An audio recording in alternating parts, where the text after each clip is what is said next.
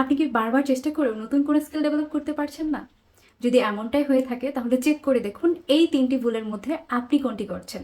Number 1, একসাথে হয়তো আপনি অনেকগুলো স্কিল ডেভেলপ করার চেষ্টা করছেন বা নতুন করে শেখার চেষ্টা করছেন, কিন্তু একটাও ভালোভাবে শিখছেন না বা শেষ করছেন না। মনে রাখবেন, মাল্টিটাস্কিংয়ের থেকে ফোকাস অনেক বেশি দরকার। নাম্বার 2, কখনো সময় পেলে শিখব। এই মাইন্ডসেটটাই আপনার সবচেয়ে বড় শত্রু।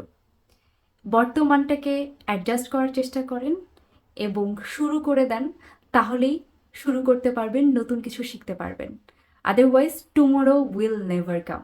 নাম্বার 3, ভিডিও দেখলেন, নোট নিলেন, বাট জিরো প্র্যাকটিস।